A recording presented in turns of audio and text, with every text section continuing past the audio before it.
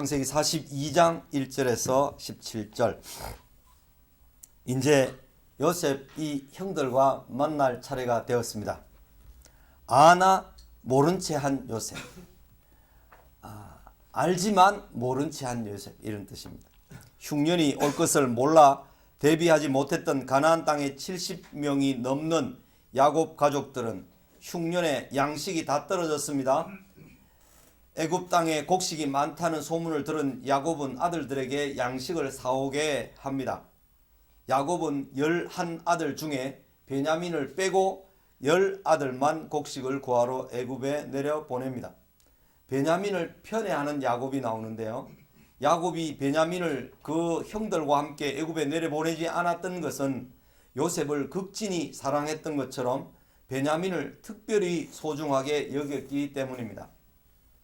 지난날 요셉을 잃게 된 것도 편애 때문이었는데 베냐민도 그의 형들로부터 시기와 질투의 대상이 되면 어떡하려고 야곱은 그렇게 또 베냐민을 편애하였을까요? 그것은 야곱이 요셉을 그 먼 길을 보내지 말았어야 했는데 라고 하는 자책하는 마음을 20년이 넘게 가지고 있었음을 말해줍니다. 왜 20년이 됩니까? 지금 요셉이 애굽에 내려간 지 17살이 돼가지고 13년이 지나서 30살이 총리가 됩니다. 총리돼서 7년 풍년이 지났죠. 그 다음에 다시 2년 흉년이 왔을 때야 애굽에서 이제 애굽에 곡식 사러 보내는 거죠. 그러니까 2년 동안 어쨌든 버텼는데 더 이상 못 버텨서 곡식 사러 보내니까 39살, 그 요셉이 39살이 되어서 이제 형들을 처음 이제 만나게 되는 것이죠. 그러니까 요셉이 아버지의 품을 떠나서 잃어버리게 된 것은 거의 20년이 됐죠. 그죠? 39년, 만 39년 지났으니까. 그래서 아버지 야곱은 사랑하는 라헬이 죽으면서 낳은 막내 아들 베냐민을 결코 자기 품에서 오랜 시간 그리고 멀리 보내지 않으리라고 다짐했던 것입니다. 12아들 중 소중하지 않은 아들이 어디 있으리오마는 야곱에게 라헬의 남은 아들 베냐민은 매우 특별했고 편애하는 애정을 버릴 수 없었던 것입니다.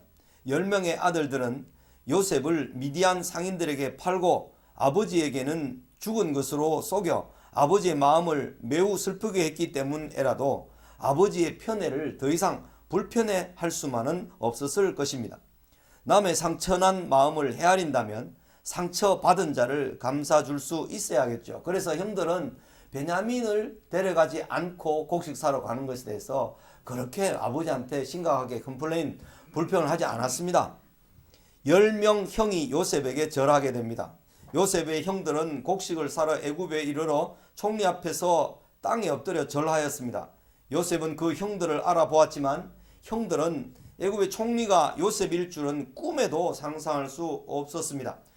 요셉이 형들인 줄 아나 모른 채 하고 라는 말은 2번 나옵니다. 7절과 8절에 20년 후에 첫 상봉은 요셉의 아나 모른 채 라는 말과 엄한 소리라는 분위기일 수밖에 없었습니다. 자기를 팔지 말아 달라고 형들에게 애원했던 요셉이 총리가 되어 형들에게 절을 받고 있습니다. 두 아들을 풍년 7년 동안에 얻고 므낫세와 에브라임을요, 난 뒤 지난 날을 다 잊으려고 큰 아들의 이름을 므낫세라고 지었지만 자기 앞에 절하고 있는 형들을 보는 순간 요셉은 자기가 꾼 꿈을 생각하지 않을 수 없었습니다. 그러나 지금 바로 형들에게 자기를 밝힐 수 없었습니다. 그렇게 되면 형들이 놀라 기절하고 화해할 길은 완전히 사라지게 되었을 것입니다. 그것을 잘 알았던 요셉은 형들의 마음이 옛날 자기를 팔 때와 달라졌는지 아니면 여전히 그러한지를 확인해 보고 싶었습니다. 그들이 지난날 잘못을 뉘우치며 새로운 마음을 갖게 되었다면 화해할 길이 있지만 그들이 회개하거나 달라지지 않고서는 반가운 회복의 만남이 되기 어려웠을 것이기 때문입니다.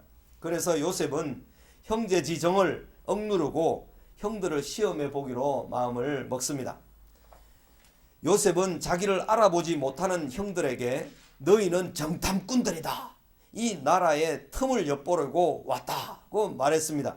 형들은 자기들이 정탐꾼이 아니고 곡식을 사러 왔음을 변호하였습니다. 아마 10명의 아들들이 다 내려갔던 것은 10명의 아들들이 각자가 1인분씩에게 파는 양식을 다 가져오려고 갔기, 아마 한 3명만 갔으면 3인이 각자가 와서 받아가는 분량밖에 못 받아갔을 건데 10명 정도 왔으면 10명이 가져갈 분량을 받아갈 수 있었기 때문에 아들들이 다 내려왔지 않았냐. 그게 이제 요셉이 곡식을 관리하는 정책이었던 것 같아요. 그래서 10명이 와서 10명 몫을 다 받아가는 그런 것으로 이제 갔는데, 그래서 자기들의 신분을 밝힙니다. 우리는 다 한 사람의 아들들로서 확실한 자들입니다.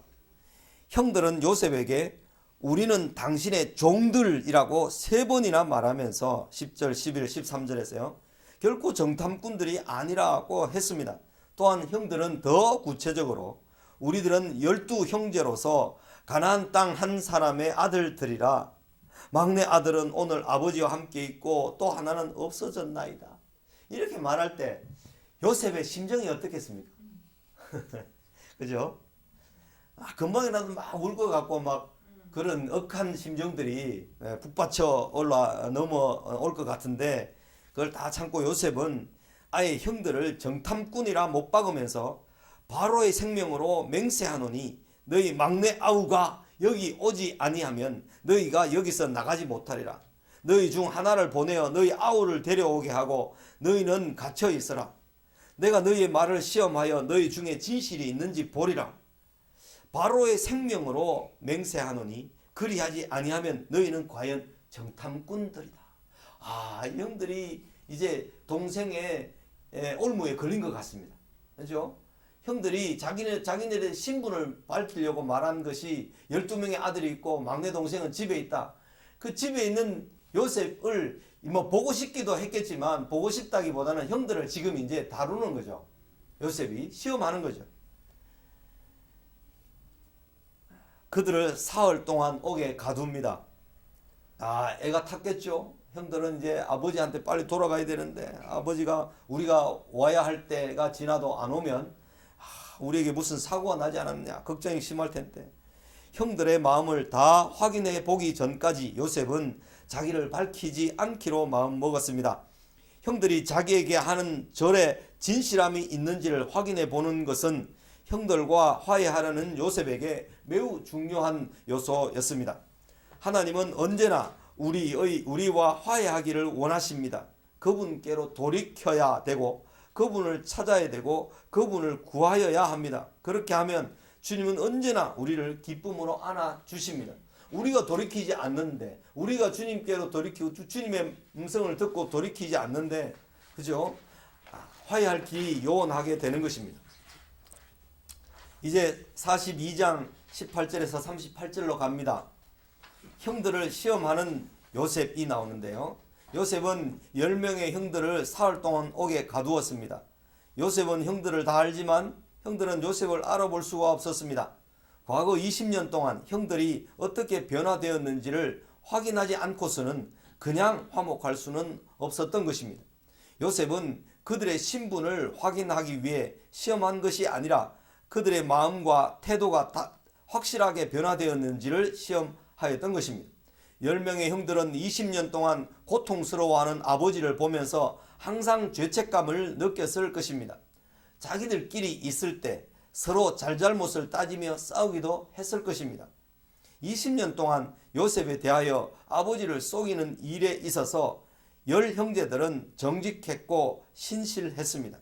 속이는 일에 정직했고 신실했다는 거죠. 아버지가 안 들켰다는 말이죠. 자기들이 막 싸우다가 떠들면서 네가 요셉을 안 팔아먹었나 하고 막 싸우다 보면 아버지가 들을 수도 있는데 그렇게 하는 일에 매우 신실했다는 거죠. 아버지를 속이는 일에. 요셉은 그들이 거짓과 죄를 회개하고 돌이킨 것을 확인하지 않으면 아버지를 결코 기쁨으로 만날 수가 없었던 것입니다. 요셉은 가나안 땅에 있는 가족들의 굶주림을 속히 해결해 주어야 한다는 생각과 형들을 충분히 시험해야 된다는 생각을 동시에 갖고 있었던 것입니다. 그것을 동시에 충족하기 위해서 한 가지 제안을 하였습니다.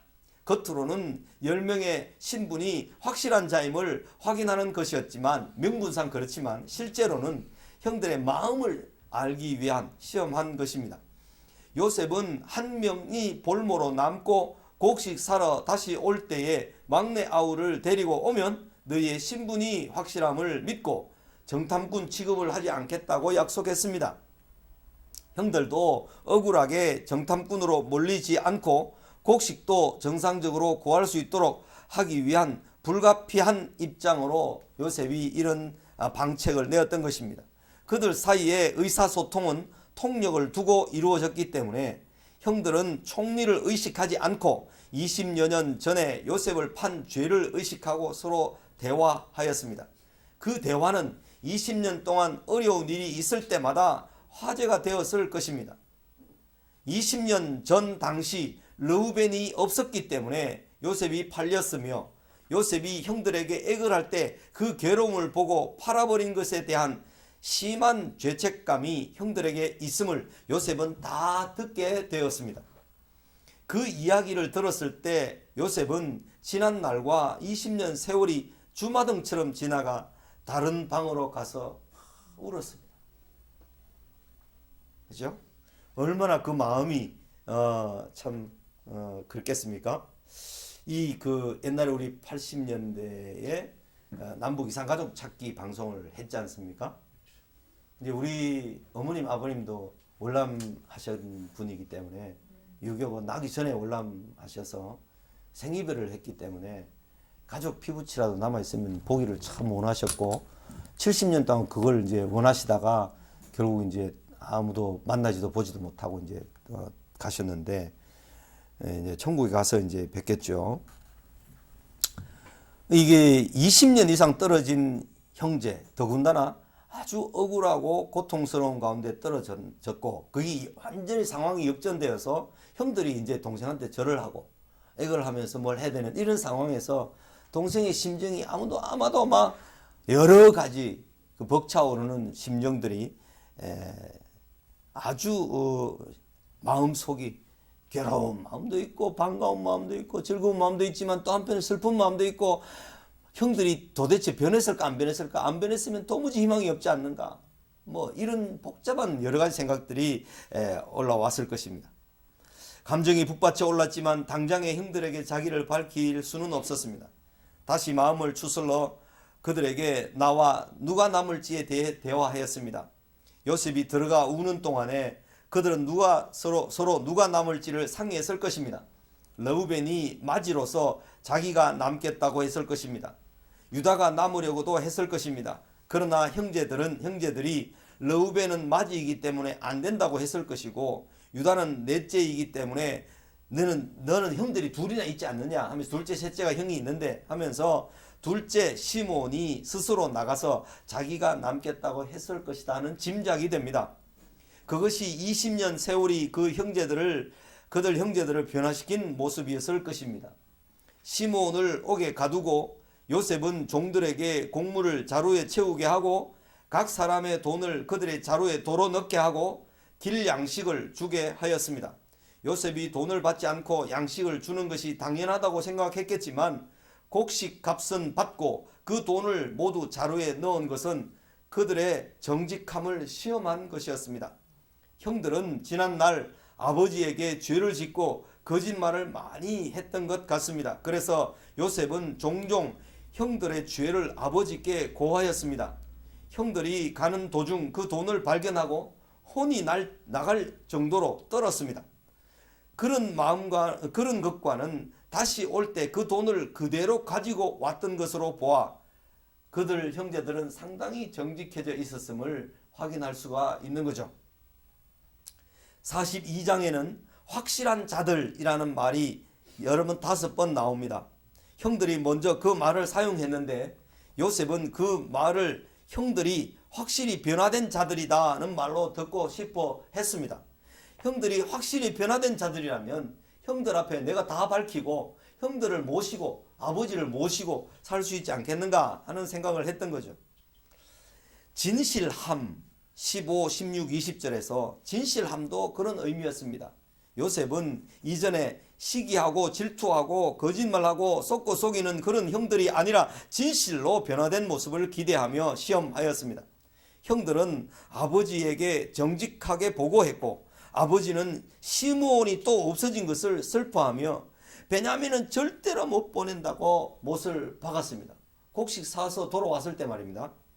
보고할 때 르우벤은 베냐민을 데려가야 양식과 시므온을 구할 수 있다는 생각에 아버지에게 그를 베냐민을 아버지께로 데려오지 아니하거든 내 두 아들을 죽이십시오 라고 하며 총대를 메고 책임을 지는 모습을 보여주었습니다. 형들은 진실로 변화되었던 것입니다. 형들의 이런 변화에 대하여 이제 야곱이 생각하거나 행동할 폭도 넓어졌고 이제 이 변화를 보게 될 요셉은 이제 그들을 품고 다 용납하고 지난날의 원수처럼 행했던 것을 다 품고 용납해야 되는 그런 상황이 되어가는 그런 모습을 보게 됩니다. 20년이라는 세월이 지난 다음에 그 세월들, 그죠? 그 세월들을 다 녹여낼 수 있는 것은 하나님께서 요셉의 마음을, 그죠? 온전하게 하셔서 형들이 내게 악을 행했지만 내가 어떻게 하나님을 대신하여 형들에게 그 원수를 갚을 수 있겠습니까? 하나님께서 나를 애굽으로 먼저 보내셨기 때문에 나를 먼저 형들의 손에 팔려서 내가 애굽으로 온 것은 하나님께서 나를 보내신 것이다. 그래서 형들은 악을 행했지만 하나님께서는 그것을 선으로 바꾸셨습니다. 마침내 선으로 바꾸셔서 오늘과 같이 형들과 우리 모든 가족을 구원하게 하신 것이 하나님의 은혜가 아니겠습니까? 라고 형들에게 그런 말을 50장 20절에 가서 할 수 있었던 것은 형들의 변화된 모습을 진정으로 요셉이 볼 수 있었기 때문에 가능했던 것입니다. 우리가 어떤 사람과 원수를 져서 이제 집사님이 저한테 만약에 원수 노릇을 했다는 거죠. 원수 노릇을 했는데 나는 매 맞은 사람으로 발 뻗고 자지만 매를 때린 사람은 맨날 오그려서 자는 입장일 수밖에 없습니다. 그런데 내가 그 사람을 품고 화해하고 손을 맞잡고 안아주고 그렇게 화해할 수 있는 것은 그 사람이 돌이켜야만 가능한 것입니다. 그 사람이 돌이키지 않고 계속해서 돌이키지 않은 상태에 있으면서 내가 아무리 화해의 손을 내밀어도 그 사람이 진정한 화해를 할 수가 없다는 거죠. 내가 아무리 용서를 해도 그 사람이 악한 심정으로 변화되지 않은 심정으로 있다면 내가 하는 용서가 아무런 의미가 없이 되는 거죠. 그 사람이 진정으로 변화돼야 내가 풀어줘야 온전하게 화해가 되는 그런 방법이 되는데 그 사람이 내한테 돌이키거나 화해를 요청하거나 용서를 구하거나 지난날 잘못을 돌이키지 않는데 내가 아무리 가서 온갖 걸 더 잘해주려고 해도 그 사람이 받으면 받을수록 그 사람이 못 쓰게 만드는 그런 입장이 될 수밖에 없습니다. 그래서 요셉은 끝까지 참고 기다려보고 형들을 시험했던 것입니다. 자, 이제 43장으로 오게 되면 매우 중요한 장에 이르게 됩니다. 이 43장은 아까 종이라고 했던 이 아바드 처음의 시간에 에베드 예배 절함 아바드 종 이런 형태로 내용이 이어지는 내용이 나오는데요. 유다와 야곱의 내려놓음이 나옵니다. 야곱에게는 여러 번의 큰 위기가 있었죠.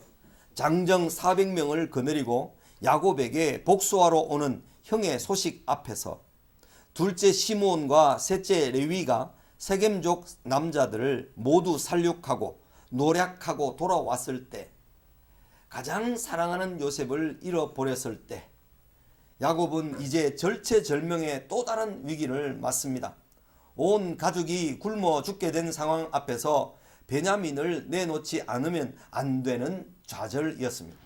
그러나 우리는 온전히 하나님을 의지하는 야곱을 봅니다. 두 번째 양식을 사러 갈 수 있게 된 데에는 유다의 역할이 두드러지게 나타납니다. 유다와 베냐민이 본문의 주역입니다.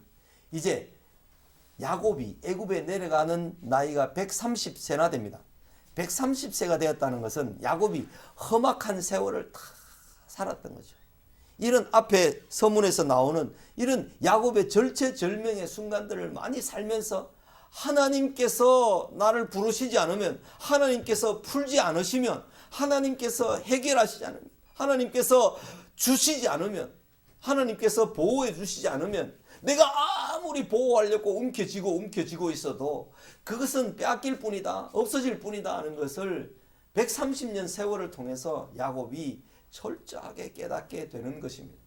여러분, 살다가 보면 20대 생각했던 판단, 30대, 40대, 50대를 거쳐오면서 생각했던 판단과 경험과 그때 가졌던 이런 모든 판단력들은 지금 50이 되고 60이 되고 이렇게 또 돌아보면, 야, 그때는 참 생각이 짧았지, 그때는 내 생각이 너무 단순했지, 이런 생각을 할 때가 있잖아요. 그런 것처럼 이 야곱도 세겜에 머물러 가지고 좀 더 부자가 되고 형에게 선물로 준 그 양을 보충해야 되겠다, 이런 생각으로 머물렀잖아요. 근데 디나가 강간당하면서 세겜족을 죽이는 아들이 그런 패역한 일을 행해버렸다는 거죠. 그런 일들이 이렇게 쌓이면서 하나님께서 열지 않으면 열 수가 없구나, 하나님께서 닫아 놓으시면 열 자가 없구나 하는 것을 철저히 이 야곱은 깨닫게 된 거죠. 베냐민을 내놓지 않으면 어떻게 되나? 야곱의 가족에게 양식이 다 떨어졌습니다. 또 한 몇 년 지났겠죠. 그러니까 2년 정도 지났겠죠. 야곱은 아들들에게 다시 가서 우리를 위하여 양식을 조금 사오라고 했습니다. 그러나 애굽 총리의 엄한 말을 듣지 않으면 양식은커녕 볼모로 잡혀있는 시몬마저 위태롭게 될 상황이었습니다. 오늘 본문에는 베냐민이 뜨거운 감자로 나옵니다. 베냐민이 뜨거운 감자였어요. 아버지는 안 내놓겠다, 형들은 데려가지 않으면 우리 다 죽는다, 우리 아우, 너희의 아우, 또 다른 아우, 너희에게 아우가 있느냐, 저 아이, 네 아우도 그를, 베냐민을 이렇게 많이 베냐민에 대한 직접적인 언급이 나오는 것이 43장입니다. 베냐민이 태어날 때 라헬을 잃고 요셉마저 잃은 상황에서 야곱에게 베냐민은 자기의 목숨과도 같았습니다. 실제로 그렇게 표현했습니다. 44장 30절에서 베냐민은 형들과 야곱이 진실로 변화되었는지를 시험하는 리트머스 종이, 테스트 페이퍼가 되어 있었던 것입니다. 그 모든 가족들의 어떤 문제의 갈등의 그 열쇠 같은 역할, 그런 역할을 이제 베냐민이 처해지게 되었습니다. 자기가 스스로 처해진, 그렇게 만든 것이 아니라 입장이 그렇게 되어버렸던 것입니다. 라헬의 남은 혈육 베냐민을 결코 내놓지 않으려고 했던 야곱에게 베냐민을 내놓지 않으면 모두가 죽을 수밖에 없다는 사실은 사면초가의 큰 도전이었습니다. 베냐민은 형들이 목숨을 걸고 동생을 지킬 수 있는지에 대한 시험지였습니다. 완강한 아버지 앞에서 누가 나서서 자기 목숨을 담보로 하여 아버지를 설득할 것인가? 나에게 이 세상에서 절대 버릴 수 없다고 하는 것, 야곱이 베냐민을 쥐고 있는 것처럼 나는 절대로 이걸 버릴 수 없다, 이걸 내놓을 수 없다고 하고 있는 그런 생각이 꽉 차 있는 그런 요소가 없습니까? 우리에게 하나님은 나에게 그것보다 나를 더 사랑하느냐라고 물으십니다. 총대를 매는 유다가 나옵니다. 처음에 양식을 사서 애굽에 돌아왔을 때에는 마지 르우벤이 총대를 메고 내가 그 베냐민을 아버지께로 데려오지 아니하거든 내 두 아들을 죽이소서 라고 그를 내 손에 맡겨만 주십시오. 그래야 양식을 또 사러 갈 수 있습니다. 이렇게 르우벤이 말했을 때는 아버지는 절대로 안 된다. 왜? 양식이 아직 좀 남아있거든. 이제 양식을 구해왔거든. 근데 양식이 다 떨어져 이제 곧 가족들이 다 죽게 생겼습니다. 이제 그때는 야곱이 생각을 달리하는 거죠. 그렇죠? 그러나 양식이 다 떨어져 다시 살아갈 시점에는 유다가 구원투수로 났습니다. 유다는 요셉의 엄중한 말을 다시 한번 아버지께 상기시켰습니다. 아버지, 그 사람이 우리에게 엄히 경고하여 너희가 너희 아우와 함께 오지 아니하면 너희가 내 얼굴을 보지 못하리라.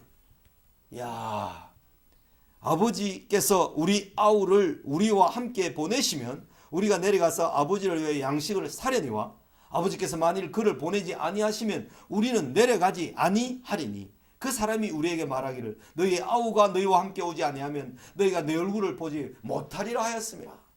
이렇게 3절 4절에서 유다가 총대를 메고 아버지를 설득합니다. 아버지께서 베냐민을 만일 보내지 아니하시면 내려가지 못합니다. 아버지 야곱은 너희가 어찌하여 너에게 또 다른 아우가 있다고 그 사람에게 말하여 나를 괴롭게 하였느냐라고 탄식을 해보지만 유다는 다시 그때의 상황을 아버지께 자세히 설명합니다.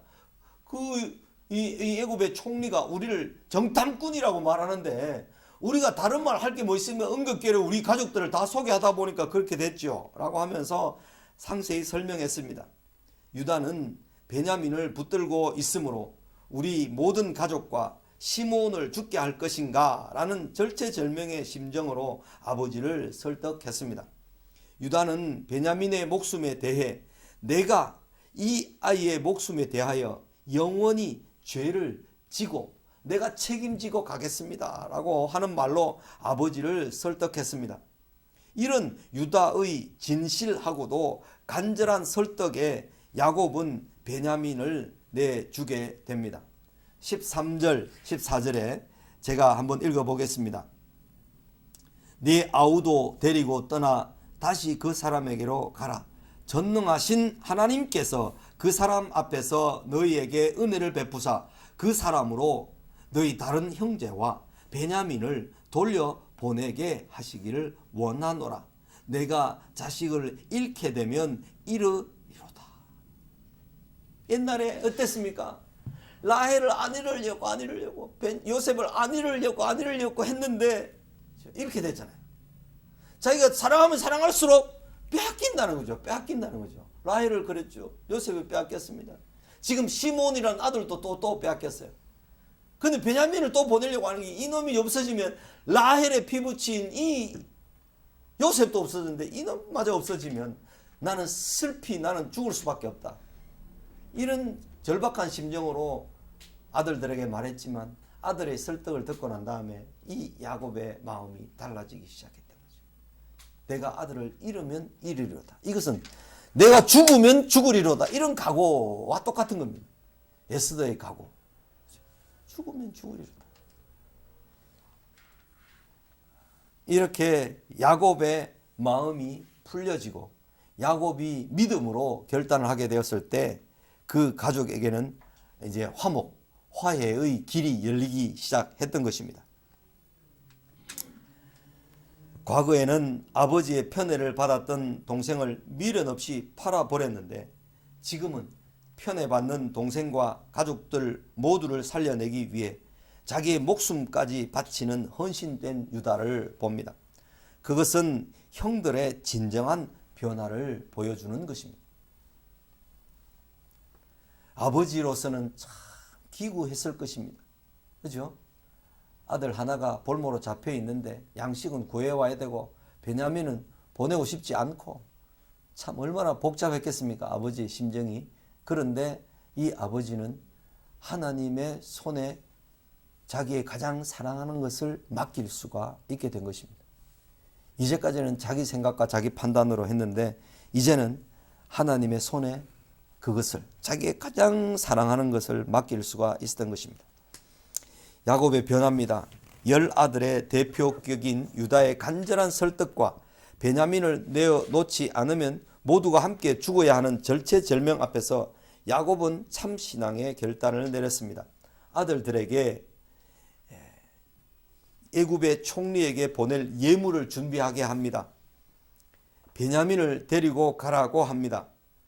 야곱의 고백은 쉽지 않은 신앙의 고백이었습니다.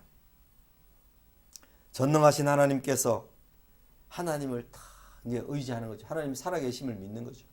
확실히 믿는 거죠. 그 사람 앞에서 애굽의 총리 앞에서 너희에게 은혜를 베푸사 그 사람으로 너희 다른 형제와 시몬을 말하죠. 베냐민을 돌려보내게 하시기를 원하노라. 내가 자식을 잃게 되면 이르리로다. 이런 말을요 고백은 이런 고백을 하지만 그 심정은 어떻겠습니까? 그죠? 이 심정은 우리가 자식을 담보로 해서 곡식을 사러 가야 된다. 자식의 목숨을 담보로 해서 곡식을 사야 된다. 그 심정은 이루 말할 수 없는 것이겠죠. 전능하신 하나님의 손길을 믿는 고백이었고 하나님께서 아들들에게 은혜를 베푸실 것을 신뢰하는 고백이었고 아들들이 돌아오게 될 것을 기원하는 믿음의 고백이었으며 다른 아들들에게 한 자식을 편애하는 모든 집착을 다 내려놓는 고백이었습니다. 이야, 이 고백을 한번 상상해 보십시오. 하나님을 믿는 고백. 하나님께서 자녀들에게 은혜를 베푸실 것을 신뢰하는 고백. 돌아오게 될 것을 기원하는 믿음의 고백. 자기의 모든 집착을 내려놓는 그 고백. 이런 고백들은 참 대단한 거죠. 야곱은 여기서 참으로 내려놓음이 무엇인지를 보여줍니다. 내가 자식 목숨처럼 소중하게 여기는 것을 잃게 되면 이르리로다. 이 고백이 내게 있는가를 잘 살펴봐야 합니다. 우리는 이 말씀을 읽으면서 내가 고집하면서 끝까지 붙들고 있는 것이 하나님 나라 차원에서 하나님 나라의 영광을 위해서 이 집착이 과연 내 욕심인지 하나님 나라를 위한 것인지 잘 생각을 해봐야 됩니다. 그죠? 하나님께서 우리 자녀들 하나를 첫 아들이라고 소원해서 하나님께 바치겠습니다 라고 했는데 이 아들은 자꾸 엉뚱한 곳으로 가서 하나님의 부르심을 받지 않았다고 하면서 자기 마음대로 길을 가려고 합니다. 근데 이 아들을 억지로 잡아서라도 강제로 신학교에 학부에 보낼 것인가 아니면 일반 학교에 보내서 그가 부름을 받을 때까지 기다릴 것인가. 일반 학교에 졸업을 해 가는데 야를 또 신학교에 억지로 보내야 되는가 아니면 또 하나님의 뜻을 기다려야 되는가 부르심을 기다려야 되는가 하면서 또 이제 하나님의 부르심을 기다리기로 하고 그 아들을 신학대학이 아닌 일반 대학에서 또 이제 신학대학 가지 않고 또 일반 직장으로 가서 있었는데 그 아들이 30이 넘고 35이 되어서야 이제 내가 하나님께 순종해야 되겠습니다 하고 돌아오는 모습을 봤을 때 그 부모의 심정은 얼마나 고맙고 반갑고 좋겠습니까? 그죠? 또 어떤 사람은 자기의 욕심을 따라서 아들이 공부도 잘하고 아들이 키도 크고 인물도 잘났고 정말 이 아들은 나중에 공부를 잘해서 판사를 시키거나 아니면 공부를 잘해서 그 유능한 사람이 되게 해서 그렇게 하기를 원하는데 이 아들은 한사코 신학을 해서 주의 종우의 길을 가겠다고 고집을 합니다. 부모가 자식을 이렇게 말려서 신학교 가지 말고 너는 서울대 가라. 서울대 가야 돼. 서울대 갈 실력인데 왜 서울대를 포기하느냐 하면서 억지로 서울대를 보냈잖아요. 서울대를 보냈는데 이 아들이 서울대에서 공부를 하면서 또 대학을 졸업하고 신학교를 가겠대. 신학교를 가겠다는데 이 서울대 나왔으니까 얼마나 좋은 직장이 있겠습니까? 연봉 억대를 주겠다는 그런 직장에 또 막 억지로 밀어넣습니다. 있는데 그 아들은 아니다 하면서 그 억대 연봉을 받는 그런 데서 또 내가 신학교를 가야 되겠다. 이렇게 할 때 그 부모가 그죠? 신앙이 있다면 하나님께서는 정말 못 말리시는 분이시구나. 이렇게 하면서 내가 아들을 굶어 죽으면 죽으리라 하더라도 하나님께 내가 맡기겠다고 아들을 내놓으면 괜찮은데 아들을 끝까지 안 내놓고 있다가 결국 아들이 만약에 병이라도 걸린다든지 아들이 큰 실패와 그렇게 해서 완전히 쫄딱 망하게 된다든지 이렇게 되면 그 부모의 심정이 얼마나 고통스럽겠습니까?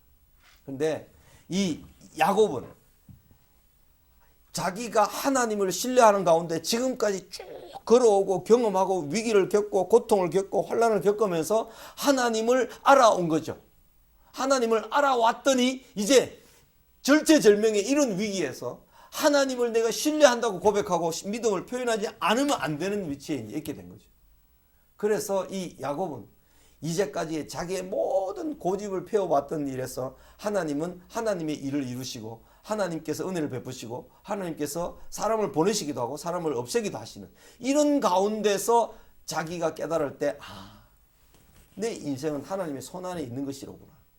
하나님께서 지금 이런 상황을 만드셔서 내 곡식을 구해오지 않으면 가족들이 죽고 내 곡식을 보내자니 아들이 죽을 판인데 하나님께 생명을 맡기고 하나님께 모든 주권을 맡기지 않으면 안 되는구나 하는 것을 철저하게 인식하고 깨닫게 됐기 때문에 아버지가 아들을 베냐민을 내놓았다. 여기에서 이제 야곱의 신앙과 야곱의 믿음이 수준 있게 성숙해서 완성 단계에 이르는 것을 보게 됩니다. 우리가 로마서 1장 17절에 보면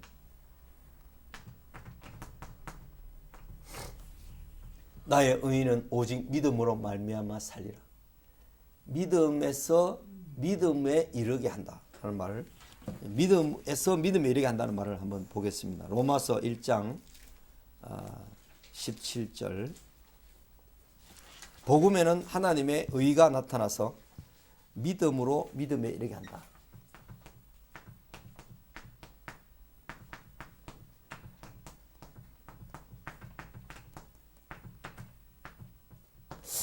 믿음으로 믿음에 이르게 한다.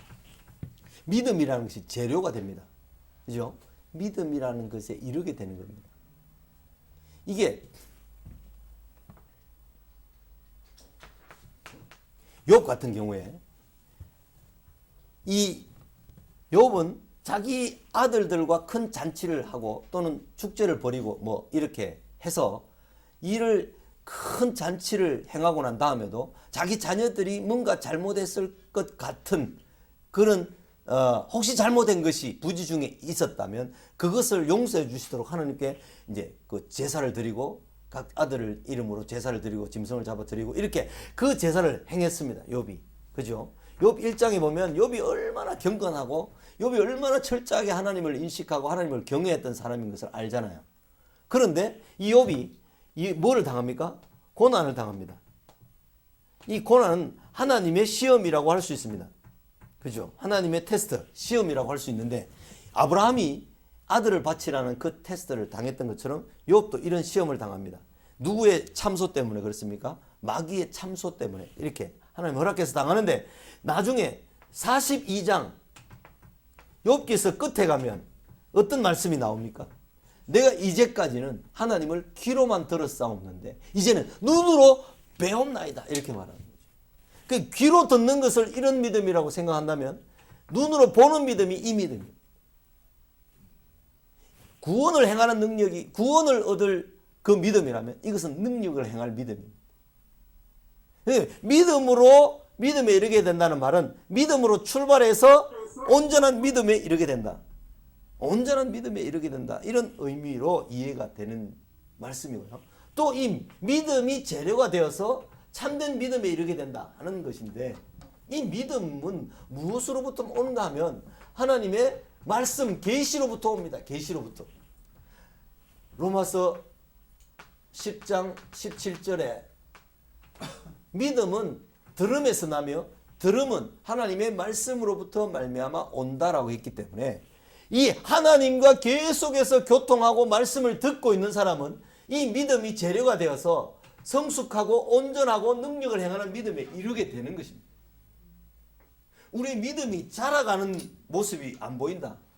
하나님께서 우리를 꺾기도 하고 실패하기도 하고 좌절스럽게 고통 가운데 있게 하실 때도 있지만 그 사람이 다시 하나님 말씀을 통해서 다시 믿음으로 믿음이 재료가 되어서 계속해서 인내하면서 간다면 그죠? 이 인내 참는 거죠. 인내하면서 간다면 마침내 지금 요셉이 이르게 된 야곱이 이르게 된 내가 내 아들이 죽으면 죽으리라. 하나님께 대한 온전한 고백의 신앙을 할 수 있었던 이 고백은 결국 130세에 내려가서 바로 왕을 축복합니다. 바로 왕을 축복하는데 내 인생 130년이 험악한 세월을 이었습니다 하면서 이 야곱이 바로 왕을 축복합니다.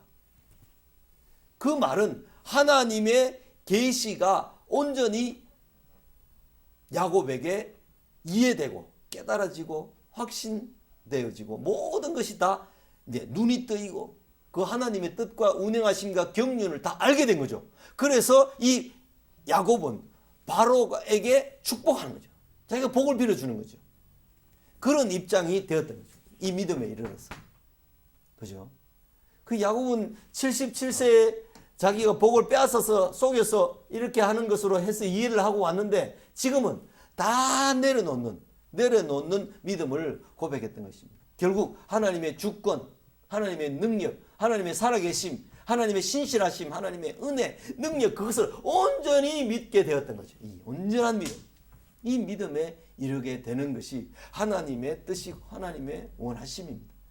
그래서 야곱이 12아들들을 축복할 때 이 130세부터 다시 지나서 17년이 지나서 147세가 죽는데 이 147세에 죽기 전에 12아들들을 불러서 복을 이렇게 빌어주잖아요. 복을 비는 장면에서 보면 유다에 대한 복을 네 번째 아들 유다에 대한 복을 아주 중요하게 빕니다. 다스리는 자가 네게서 나올 것이다. 실로가 오시기까지 그 다스리는 자가 멈추지 않을 것이다 하는 이 말씀을 창세기 49장 10절에서 유다에 대한 복과 에브라임의 요셉에 대한 복을 크고 아주 중대하게 그죠? 크게 이렇게 복을 비는 장면이 나오게 되는데 그것은 야곱이 먼 미래까지를 다 내다볼 수 있는 통찰을 가지게 됐다는 거죠. 그것은 야곱이 엄청나게 하나님 말씀을 많이 들으면서 교통하면서 하나님의 뜻을 헤아리고 알게 되고 깨닫게 되었기 때문에 그의 믿음이 온전케 되어서 먼 미래까지를 내다볼 수 있게 되는 것이죠. 먼 미래까지. 우리가 베드로 후서 1장을 한번 보겠습니다. 베드로 후서 1장 5절부터 9절까지 한번 읽어보겠습니다. 1장 4절에는 뭐라고 말씀하셨는가 하면 신의 성품에 참여하는 자가 되게 하려 하셨다. 어떤 일로 통하여서 이로써 그 보배롭고 지극히 큰 약속을 우리에게 주사 이 약속으로 말미암아 너희가 정욕 때문에 세상에서 썩어질 것을 피하여 신의 신성한 성품에 참여하는 자가 되게. 옛날에 신의 성품에 참여하는 자가 이렇게 했죠. 그죠? 근데 시편 82편에 보면 너희를 신이라 하였다 하는 말씀이 나와요. 그것을 가지고 예수님께서는 요한복음에서 이제 요한복음 9장에서 내가 하나님께로부터 왔고 하나님의 아들이라고 말하는 것을 너희가 그렇게 이상하게 생각하느냐 하는 말씀에서 책망하실 때 썼는데 여기 보면 그러므로 신의 성품에 참여하는 자가 되게 하셨다라고 했죠. 더욱 힘써서 너희 믿음의 덕의 지식의 절제를 절제의 인내를 인내의 경건을 경건의 형제의 우애를 형제의 우애의 사랑을 더하라 이렇게 말씀했죠. 이런 모든 것은 믿음으로 믿음에 이르게 되는 이 인내의 과정 속에 들어있는 것입니다. 인내의 과정 속에. 그죠? 이 인내라고 하는 이 과정 속에 들어있는 이 내용을 믿음의 덕의 지식의 절제를 이렇게 하면서 8가지를 설명했는데 이런 것이 너희에게 있어 흡족한즉 너희로 우리 주 예수 그리스도를 알기에 게으르지 않고 열매 없는 자가 되지 않게 하려니와 이런 것이 없는 자는 맹인이라고 했는데 아예 보지 못하는 사람인데 멀리 보지 못한다 이렇게 말씀합니다. 뭐 맹인이라고 해놓고 멀리 보지 못하고 그의 옛 죄가 깨끗하게 된 것을 잊었느니라 이렇게 말씀합니다. 이게 왜 이러지? 또 잠깐만요. 또 이게 또 뭐가 문제였지? 내가 너무 큰 소리를 이제 됐습니까? 예, 됐네요. 네. 이게 무슨 말인가 하면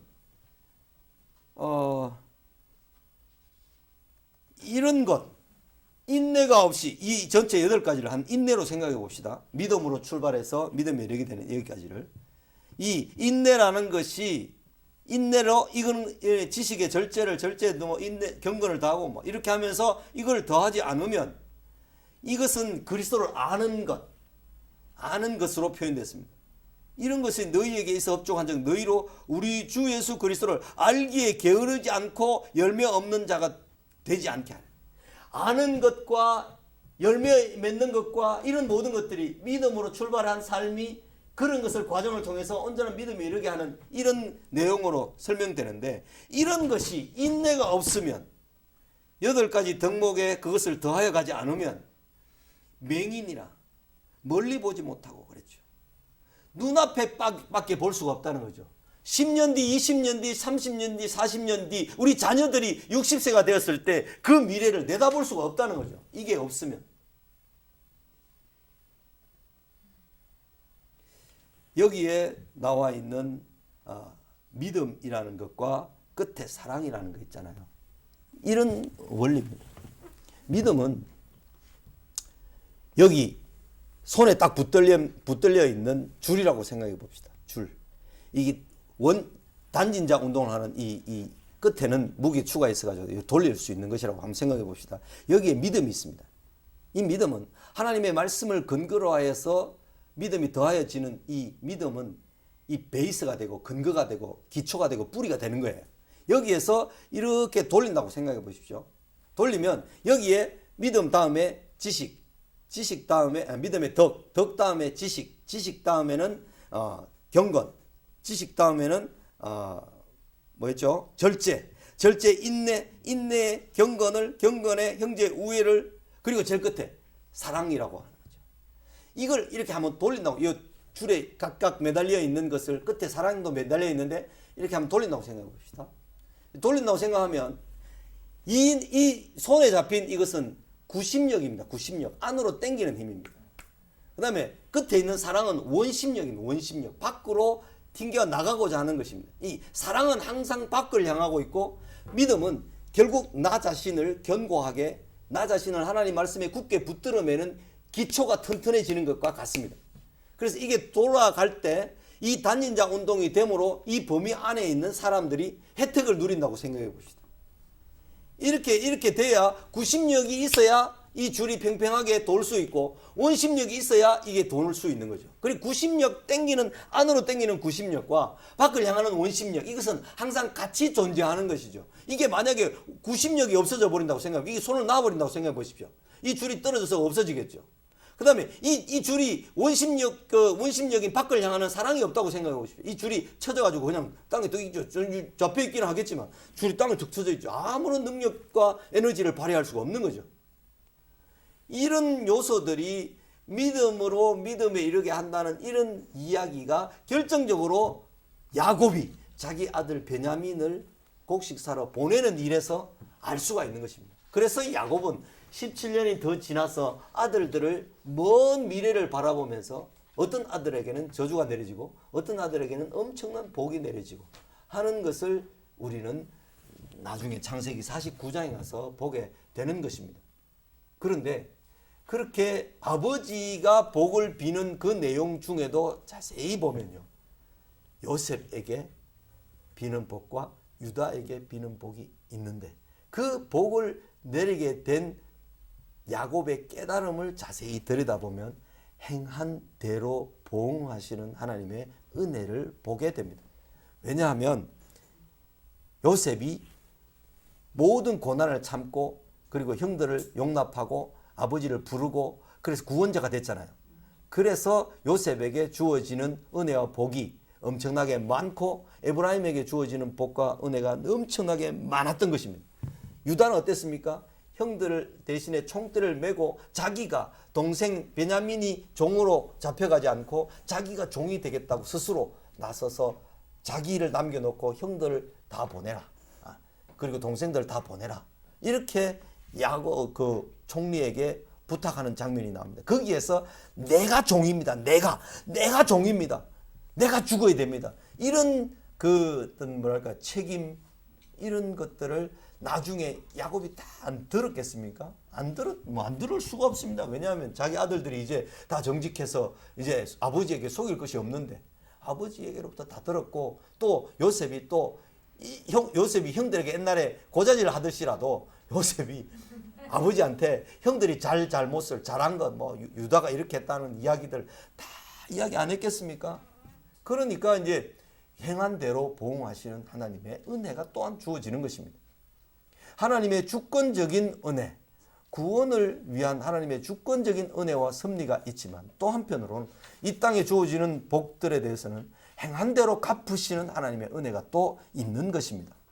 그것을 우리가 잘 헤아리면서 이쪽으로 치우쳐서 우리가 행해야만 복을 받는다, 아무것도 안 행해도 하나님이 전적으로 그 복을 주시는 것이다, 이렇게 하면서 극단적 칼빈주의로 간다든지 극단적 알미니안주의로 가는 것, 이런 것은 좀 경계해야 되는 것입니다.